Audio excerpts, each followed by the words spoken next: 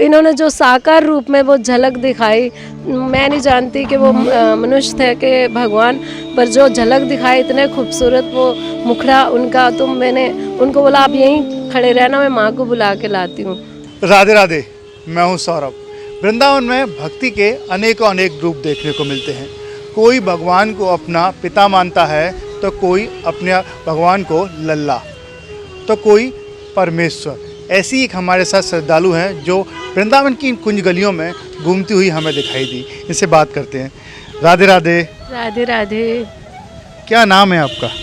हमारा नाम राधा रानी है, पर सब हमें मीराबाई के नाम से ही यहाँ जानते हैं, या मीराबाई के नाम से ही पुकारते हैं। वृंदावन में आप कैसे आ गई? कहाँ की रहने वाली हैं? हम ऐसे कटरा में जन्म हुआ मेरा और जम्मू में पली हूँ, और मुझे यहाँ आए हुए 93 में मैंने त्याग किया घर बार, अपने रिश्ते नातों का त्याग किया। और मैं यहाँ पे मतलब 93 में आई थी, तो उसके बाद तपस्या के लिए निकल गई थी, और उसके बाद फिर 2012 में वापस लौटी। इनसे शादी करके द्वारिका में जाकर शादी किया, तो उसके बाद लौटी 2012 में, और 2012 से परमानेंट यहीं पर रह रही हूँ। क्यों त्याग दिया आपने अपना परिवार? जी, इसके पीछे तो बस प्रेम ही है, ये इनका प्रेम, और प्रेम के कारण कहते हैं ना, जैसे कोई अपने प्रीतम के लिए घर बार त्याग देता है जब प्रेम हो जाता है, तो मुझे भी अपने इन प्रीतम से जब प्रेम हुआ तो घर बार त्यागने पड़े, तो त्याग ऑटोमेटिकली हो गया इन प्रीतम के लिए। तो उसके लिए रिश्ते नाते घर भर सब ऑटोमेटिकली त्याग हो जाता है। तो प्रेम में तो इतनी शक्ति होती है कि वो अपने प्रेम के लिए घर बार तो क्या, रिश्ते नाते तो क्या, मतलब सब कुछ त्याग करने को तैयार होता। तो यही स्थिति हमारे साथ हुई। आपको इनसे कैसे प्रेम हो गया? कब हुआ था प्रेम?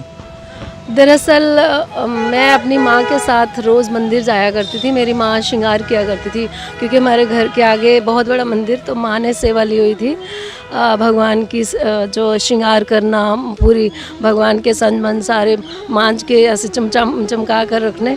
तो जैसे पुजारन थी मेरी माँ, तो मेरे से सबसे ज़्यादा प्रेम था। मैं छोटी थी सबसे, तो मेरे को साथ ले जाया करती थी। तो उसी वजह से मैं भी भगवान को देखती रहती थी कि ये क्या श्रृंगार करते रहते हैं, कितना सुंदर सजाते हैं। तो एक दिन मैं बहुत मतलब ध्यान से उनको देख रही थी। मेरी माँ थोड़ा बाहर गई, तो मुझे देखते देखते मैं उनसे बात करने लगी। तो मुझे ऐसा लगा जैसे वो मुझसे देखकर मुस्कुरा रहे हैं, कुछ बात करना चाह रहे हैं। तो मैंने माँ से पूछा था कि क्या ये मुझसे बात करना चाह रहे थे, ऐसे से मुस्कुरा रहे थे, आंखें झुपका रहे थे। तो माँ ने मुझे बोल दिया कि नहीं, अभी नहीं, जब बड़ी होंगी तो तब बात करेंगे। तो इसी तरह से मैं रोज़ जाती थी, तो भगवान की मूर्ति के साथ खड़े होकर अपना मेजरमेंट कर लेती थी कि मैं बड़ी हुई कि नहीं। तो जब मैं इनके जितनी हुई, 13 साल की हुई, तो मुझे लगा कि मैं इनकी जितनी बड़ी हो गई। तो मैंने बोला आज तो मैं इनकी जितनी बड़ी हो गई हूँ, तो क्या आज तो ये बात करेंगे ना।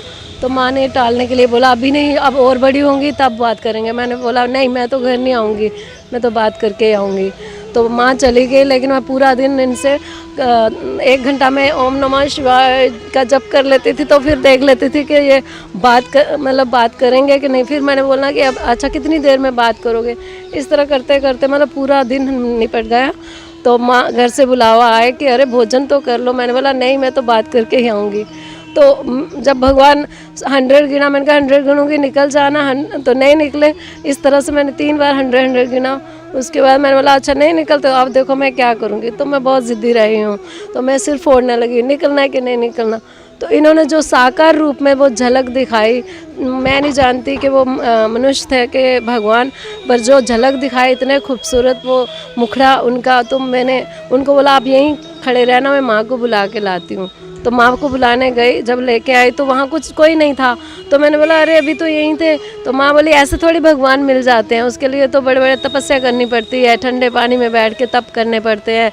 तो मैं दूसरे दिन ही अपना गड़बी ली, और हमारे घर के आगे नहर बहती थी, तो मैं उसमें ही जाके बैठना शुरू हो गई पानी में, गर्दन से रबार। तो ओम नमः शिवाय। अब माँ को पता चला रहे कहाँ चली गई सुबह 4 बजे। तो उन्होंने सबसे पूछा कहाँ गई, तो सबने बोला कि वो नहर की तरफ गई थी।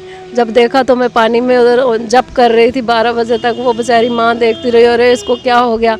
तो इस तरह करते करते मैंने 3 महीने यही करती रही। फिर माँ ने सोचा ये रोज़ ही पानी में जाके बहती, किसी दिन बह जाएंगी। तो उन्होंने मुझे टालने के लिए कहा कि अरे किसने बोल दिया कि पानी में जप करने से, मैंने तो वैसे ही कहा था। तो वो तो पहाड़ों में लोग जाते थे, जंगलों पहाड़ों में साधु संत, तब वहाँ जाके तपस्याएं करते थे, तब जाके मिलते थे भगवान। तो मैं कटरा दोबारा वापस कटरा में चली गई और वहाँ बाणगंगा में बैठकर मैं तपस्या करती थी, जहाँ पे गुलशन कुमार जी का आज लंगर है लगता है, तो वहाँ तप करने लगी। तो इसी तरह से मतलब एक साधन में मेरे मन में ये था कि भगवान कहाँ रहते हैं, सब कहते हैं वृंदावन में रहते हैं। तो अब मैं तड़पने लगी कि प्रभु किसी को तो भेज दो, मुझे पता नहीं है वृंदावन कहाँ है, मैं जाना चाहती हूँ वृंदावन। तो मिल गई थी आपको भगवान तपस्या के बाद? तो जी हाँ, मुझे जो ब्रह्म ज्ञान हुआ वो तो देखो वो शक्ति आत्मा है, एक लाइट रूप है। तो मुझे यह था कि नहीं, मुझे वो रूप नहीं, मुझे तो साकार रूप वही देखना जो मैंने देखा था। तो उसके लिए भगवान ने बोला कि आपको और इंतज़ार करना पड़ेगा 2012 तक। तो क्या करोगी इंतज़ार? मैंने बोला अरे जहाँ इतना किया है तो वहाँ और करूँगी। तो इसी तरह से एक जरिया बना। सबसे पहले तो ये कृपालु महाराज जी जो हैं, इनके ही पार्षद जो ब्रिज कंकर हैं वो वहाँ पर गए प्रवचन के लिए, तो ये लेके आए संगत। आप यहाँ आ गई कितने वर्ष पहले यहाँ पर आ गई? मैं 1993 में आई थी, तो वो लेके आए मनगढ़ में। तो मैं मनगढ़ में जाके, तो जबकि उन्होंने मेरे को पहली बारी मैं गई थी, हमें पता भी नहीं था कि मतलब इस विषय में इतना कुछ ज्ञान नहीं था। तो उन्होंने बोला मीरा गायन करेगी। तो ये कृपालु महाराज जी ने पहली बारी ये नाम दिया था कि मीरा गायन करेंगी। तब मैंने स्टेज पे गायन किया, एरी मैं तो प्रेम दीवानी मेरा दर्द ना जाने कोई। उस समय मेरे हाथ में एक तारा होती थी।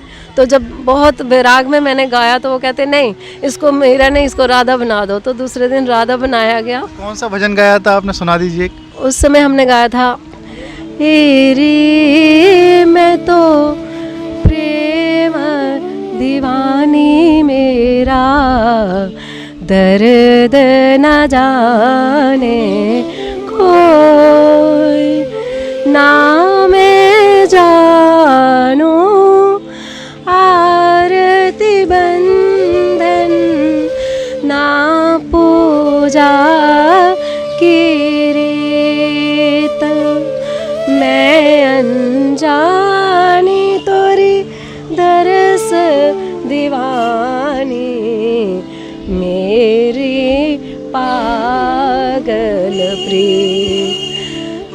शादी इनसे कब की थी, कहाँ की थी? जी इसी तरह जब मैं वृंदावन में आई तो मनगढ़ में वो लेके गए थे। फिर मैं पूछूं कि कन्हैया तो यहाँ नज़र नहीं आ रहे। मुझे ये था कि जैसे मनुष्य की तरह होते हैं साकार रूप में, तो मैंने कहा यहाँ तो नज़र नहीं आ रहे।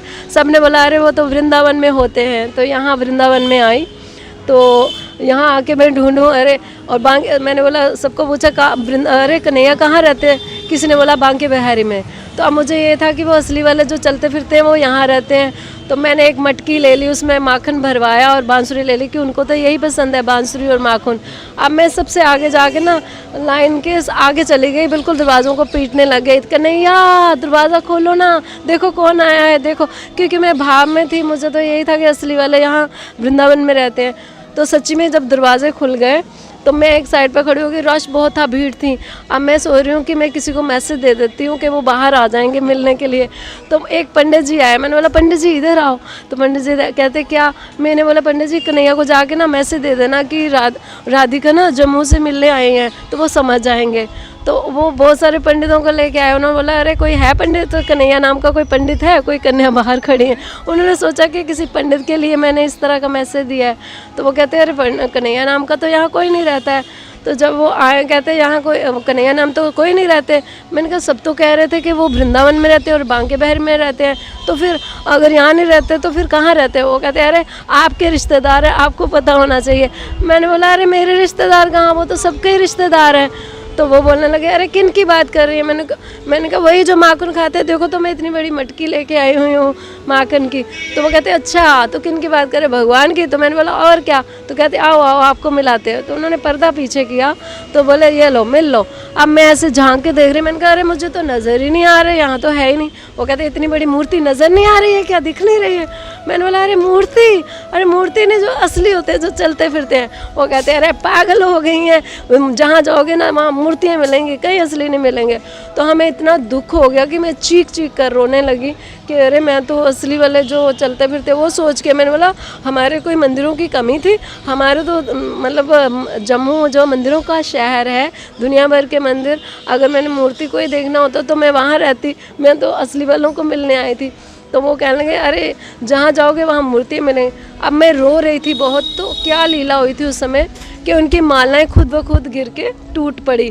तो पंडित जी कहते हैं देखो देखो, अरे राधे राधे, देखो उन्होंने अपनी मालाएं गिरा दी हैं और वो कह रहे हैं कि मैं यहीं पर हूँ, इसी मूर्ति में हूँ। तो मैंने बोला अरे मुझे खुश करने की ज़रूरत नहीं है, मुझे सच्ची सच्ची बताओ कि कन्हैया कहाँ रहते। फिर एक बुज़ुर्ग थे, उन्होंने मुझे देखा तो वो कहते बेटा आप सच में ही कन्हैया से मिलने चाहते हो? तो मैंने बोला और क्या झूठी में मिलना चाहती हूँ, सच्ची में ही तो मिलने आई थी, तो ये कह रहे हैं यहाँ नहीं होते। वो कहते बेटा एक जगह है, वहाँ दिखाते हैं आपको, वहाँ आते हैं वो हमें निधिवन लेके गए। तो निधिवन उन्होंने दिखाया कि इन वृक्षों के बीच में वो मतलब वो यहाँ आते हैं और मतलब यहाँ पर वो आके ऐसे से रास करते हैं। पर मैंने एक थोड़ा कागज़ में लिख लिया, अपनी साड़ी के पल्लू में बांध लिया, वो लिख के कि मैं मर जाऊँ तो संगत को कोई बुरा ना बोले कि भाई हमारी बेटी कहाँ चले गई, तो मैं अपने कन्हैया के पास ही जाऊँगी अगर मैं मर गई। तो मैं दोबारा गई वहाँ और मैंने वो जो शाखाएं नीचे तक थी, घना सा वृक्ष था, उसके अंदर घुस गई और अंदर बैठी रही क्योंकि अंदर से वो खाली होता है। तो अब रात के कोई 2:30 बजे का समय था। 2:30 बजे का समय मैं क्या देखती हूँ, वही लीला थी कि मैं जड़ भरत की तरह हो गई कि जब वो रात के 2:30 बजे उन्होंने दर्शन दिया है, मतलब जितने वृक्ष थे वो गोपियाँ बन के नृत्य हो रहा है। आप रुक गई थी, देखा था आपने? जी हाँ, बस वही समय वो जो उनका साकार रूप पुनः देखा तो मतलब मेरे मुख से यही निकल रहा था कि अरे कन्हैया मुझे छोड़ के मत जाना, मुझे छोड़ के मत जाना, यही निकल ही जा रहा है। तो वो कहते अरे छोड़ के कहाँ गए हूँ, तुम्हारे पास ही तो रहता हूँ। मैंने बोला कहाँ, दिखाई तो देते नहीं हो और आप कहते मेरे पास। वो कहते आपके दिल में रहता हूँ। मैंने बोला दिल तो इतना छोटा सा होता है, उसमें कैसे घुस सकते हो? तो वो मैंने बोला दिखाओ मुझे तो मैंने कहा इतने से छोटे से दिल। फिर जब ये तीसरा नेत्र खोलते हैं तो दिखाते क्या मेरे अंदर तो क्या वो कण कण में मतलब चींटियों में, जानवरों, पक्षियों में वही उनका साकार रूप, मतलब सबके अंदर वही आत्मा। जब देखी तो मैं बेहोश होके मतलब बिल्कुल बेहोश होके गिर गई। तो बस उसके मतलब वही हाल हो गया मेरा कि मैं चींटियाँ भी देखती थी ना तो मैं एकदम मतलब कदम ऐसे रखती थी फांद फांद के, तो लोग सोचते थे मेरा पागल हो गई है, ये दीवार पे देखती थी वही नज़र आते। मैंने दीवारों के गले लगने लग जाना, पेड़ों के गले लगने, क्योंकि वो मुझे हर जगह वो चींटी भी नज़र आती थी तो वही नज़र आते थे, तो मैं गले लगने लग जाना। तो वो सोचते थे अरे जानवरों के भी जैसे गैया देखनी है ना, तो उनके गले लगने लग जाना। कब थामा था आपका? वही 2012 में ही जब मैंने पंडितों को कहा कि मैं शादी करने आई हूँ, तो वहाँ वो बोले कि यहाँ शादी नहीं होने देंगे, यहाँ शादी हमारे द्वारकाधीश नहीं शादी करते। तो मतलब और मेरा दिल टूट गया कि हे प्रभु अब ये लोग तो कह रहे हैं कि शादी नहीं होने देंगे, ऊपर से मेरा पर्स भी चोरी हो गया। तो मैंने कहा अब तो शादी हो नहीं सकती, जबकि देखो आप खुद ही देखो कि इतनी दूर से चल के आई हूँ, अगर आप मेरा हाथ नहीं थामोगे तो कौन थामेगा। तब द्वारकाधीश जैसे ही ये आए हैं, इन्होंने वो लीला दिखाई, मेरे शरीर में आके प्रकट हुए हैं और आके फिर पंडितों को चैलेंज देने लगे कि यहीं बैंड बजेंगे, यहीं बारात आएगी, तुम्हारा बाप आयो धरती पर, राक्षसों यहाँ देखो कौन खड़ा हूँ। अब उनको कैसे दिखाई देगा, वो तो नारी का शरीर देख रहे हैं, क्योंकि उसके लिए तो दिव्य दृष्टि चाहिए देखने के लिए। तो वो तो देख रहे थे ये मीरा आई हैं, कोई ये मीरा इस तरह से बोल रही हैं। मीरा नहीं बोल रही थी, इनका बाप मोहन बोल रहा था, लेकिन जिसको ये समझ नहीं पा रहे थे। तो इन्होंने चैलेंज दिया यहीं बैंड बजेंगे, यहीं बारात आएगी। तो मतलब बहुत लंबी दास्तां है जिस तरह से मेरी वहाँ पे शादी हुई। पहले मीरा रूप में हुई, वो भी मतलब किसी की शादी में हुई, फिर राधा रूप में हुई, वो रथ इस्कॉन में गया। तो उनकी अलग अलग कहानी, मतलब बहुत विचित्र लीलाएं हैं। तीसरी बार जब रुक्मिणी रूप में हुई, फिर ऐसी शादी थी ना, मतलब पंडित देखते रहे, वहीं तीन रथ आ गए, 3 ही बैंड वाले आ गए, 3 शहरों की जैसे बारात आ गई। पूरा मंदिर द्वारिका जो है वो पूरा मंदिर भर गया था, बैंड बज रहे हैं, रथ आ रहे हैं, बारात इतनी बड़ी। और मैं वहाँ जाके देखा मैंने कि अरे कन्हैया ये किसके बैंड है? कन्हैया कहते ये तुम्हारे ही, सब लोग कहते हैं कि भाई तुम्हारे ही बैंड आए हैं तुम्हारे लिए और आपके लिए, ये मीरा के लिए बैंड आए होंगे, मीरा के लिए ये बारात आई हुई। शादी हो गई थी वहाँ पर? वहाँ से बारात निकली, हाँ जी, और रुक्मिणी मंदिर में बारात गई, तो रुक्मिणी मंदिर वालों ने वो शादी करवाई। तो रुक्मिणी मंदिर वाले जानते हैं, आप कभी वहाँ जाओ तो रुक्मिणी मंदिर वाले पंडित जी जो है उनसे पूछिए कि किस तरह से मतलब इतनी बड़ी वो शादी थी। जो लगन है वो वहीं पर जो फेरे हैं वहीं पर हुए रुक्मिणी मंदिर में, तो प्रॉपर शादी हुई। देखो असल में क्या है, लीला तो आज के युग में भी हो रही हैं, उसके लिए देखने के लिए अब अज्ञानता जो है, जो ब्रह्म ज्ञानी नहीं है तो उनको तो लगेगा ये कौन सी कन्या आई है या ऐसा इनके साथ ऐसा क्यों हो रहा है, उनको जलन हो जाएगी। जो भक्त हैं वो खुश होते हैं, जो दुष्ट हैं तो उनको तो उस युग में भी क्रोध आता था कि ये कौन भगवान आए थे, तो कंस कहता था कि ये दुष्ट ही, उनको तो राक्षसी नज़र आते थे कृष्ण जी भी। तो इसी तरह से आज के युग में भी ऐसी ऐसी लीला चल रही है भक्तों के साथ कि जो भक्त हैं वो हमसे बहुत प्रेम करते हैं, यहाँ आते हैं और मिलते हैं, बड़े खुश होते हैं। ये बताइए इनका क्या शेड्यूल है, सुबह से लेकर क्या करती हैं, क्या भोजन भी करती हैं? हाँ जी, दरअसल मैं सुबह इनको सारा तैयार व्यार करके और फिर पूजा पाठ करके मैं निकल जाती हूँ भागवतों के लिए। भागवतों में जाती हूँ, पूरा दिन भागवतें सुनती हूँ। बताइए खाने पीने में क्या खाते हैं, मतलब इन्हें सबसे ज़्यादा क्या पसंद है? इनको प्रेम से खिलाते हैं। देखो ये तो भाव के भूखे हैं, ये 56 प्रकार का भोग जो है वो नहीं देखते, ये देखते हैं प्रेम से, भाव से। जो विदुर का भी इन्होंने छिलके खाए, तो सुदामा के इन्होंने सत्तू खाए, है ना। तो ये भाव का हमारा रूखा सूखा जो हम खिलाते हैं, जो हम खुद खाते हैं, तो वो कई बार हम भूखे भी हमें रहना पड़ता है। अब ये बताइए आपका खर्चा कैसे चलता है? तो अब खर्चा जो है घर से मंगाना पड़ता है हमें, घर से मंगा के तो उससे ही है, तो जो थोड़ा बहुत आता है तो उससे हम खर्चा चलाते हैं। पहले तो क्योंकि हम देखो साइडवेज हम अपना कार्य भी करते थे, हम साइडवेज जो है साइड में हमेशा काम करते थे 2012 तक। तो 2012 में हमने सारा कुछ छोड़ छाड़ के हम यहाँ पे रह रहे हैं परमानेंट। अब हम कोई काम तो करते नहीं, बस भागवतें सुननी और यही भजन कीर्तन सुनना, यही हमारा वो कार्य हो गया। ये बताइए आप श्रृंगार कैसे करती हैं, कितना टाइम लगता है, कौन करता है आपको श्रृंगार? जी मैं खुद ही श्रृंगार करती हूँ। मैंने एक्चुअली फ़ैशन डिज़ाइनिंग का मैंने किया हुआ था, फ़ैशन डिज़ाइनिंग का किया हुआ था, और दूसरा क्या है, मैं ब्यूटिशियन का भी मैंने किया हुआ था। तो उसकी वजह से मेरा बुटीक था बहुत बड़ा, उससे पहले मतलब 91 में मैंने बुटीक खोला था अपना जम्मू में, और 92 में मैंने 92 में मैं मतलब बॉम्बे में मैंने हीरोइन के डिज़ाइन भी किए, मतलब करती रही हूँ। तो 93 में मेरा त्याग हो गया। इसलिए श्रृंगार आप इतना सुंदर कर लें? जी, श्रृंगार मैं खुद ही करती हूँ और डिज़ाइनिंग भी मैं अपनी खुद ही करती हूँ। तो मेरे को बहुत कम समय लगता है, मतलब आधा घंटा अभी नहीं लगता, जो मतलब तैयार क्या होना है मैं तो ऐसे करके भी लगा दूँ तो वो अपने आप ही श्रृंगार भी यही करवा देते हैं, यही सब कुछ करते हैं, मैं कुछ नहीं करती। जब से ये घट में प्रकट हुए हैं तो अब मैं नहीं रही। ये कहते हैं लागी हरी से लगन मैं हरी हो गई, खोटी मेरी जिंदगी खरी हो गई।